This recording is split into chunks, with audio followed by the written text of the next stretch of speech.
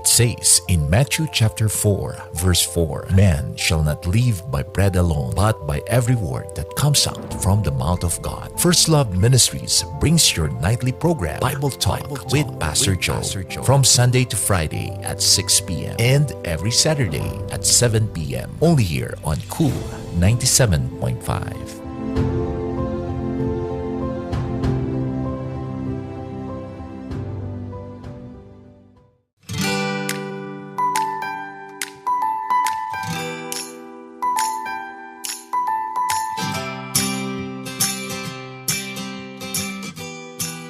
Hi there, and welcome to Bible Talk with Pastor Joe. Pastor Joe Jackowitz is the president of First Love Ministries and pastor of Christ Bible Church in Pleasanton, California. With him are Rich Ramirez and Bobby Hamlin, meeting up in various areas around town for coffee, tea, and conversation of eternal importance. Join us, won't you, for Bible Talk.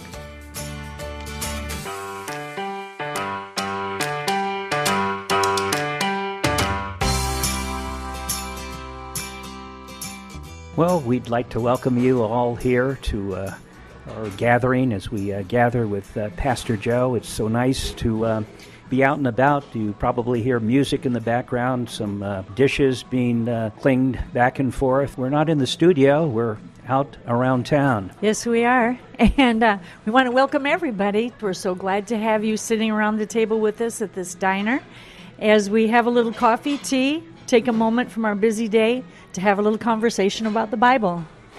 Now, Bobby, you said diner. We're in California. Pastor Joe, you're familiar with diners, being from the East Coast. Yes, I am. I remember the coffee cups being very similar to the one I'm drinking from right now in New Jersey. I'm from New York City, and the family moved to New Jersey.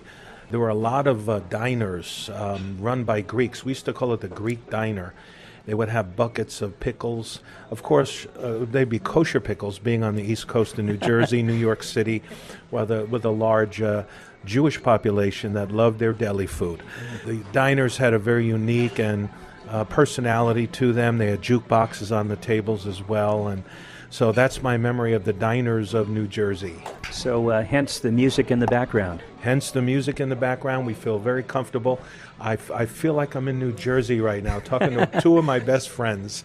This is all wonderful, and we do want everyone to get to know us, and you, not just as a person or as a pastor, but also as a friend and someone that is just like the rest of us, just going to the Lord to learn from the Bible. So a lot of people are seeking truth. You know, that's what we hear all the time from friends, strangers, is people are looking everywhere. They're trying to find success, find happiness, and they look to self-help books. They look to friends, hopefully wise friends, or writers. But as Christians, we look to the Bible for God's guidance. Now, a lot of times they'll say, why the Bible? Why am I always hearing about the Bible? Well, this is a great setting to talk about the Bible, because when Christians share the gospel, the message of good news of salvation through Jesus Christ, it's in everyday life, whether it be a diner, a restaurant, a gymnasium, or on a submarine in the Navy. Opportunities to share the gospel come to us from every different possible conceivable place and location, at work, at home. And they're asking questions that they naturally think about without being prompted by people, like what's the meaning of life, why are we here in this world.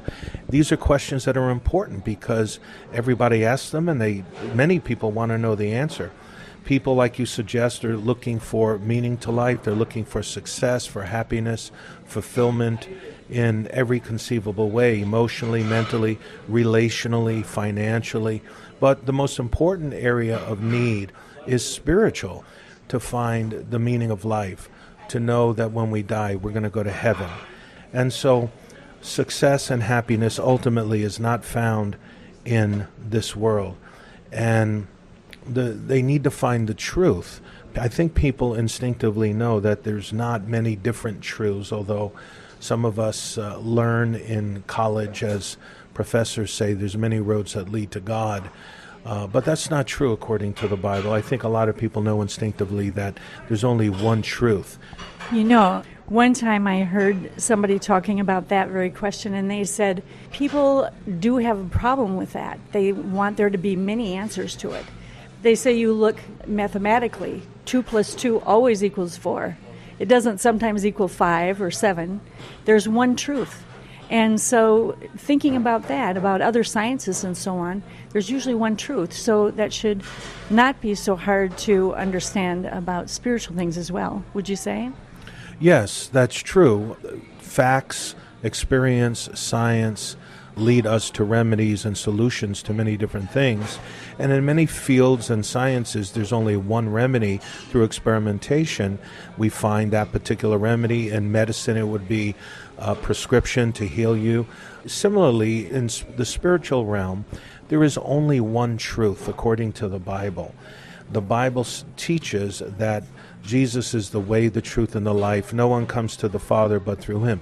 But the Bible itself is the guidebook. It's the source of truth where we can get all of our questions answered. Questions that come instinctively to us as we grow up about the meaning of life, or questions that we're prompted to think through school or other circumstances. So it's the Bible that we find our answers to these questions. And as we look at the Bible,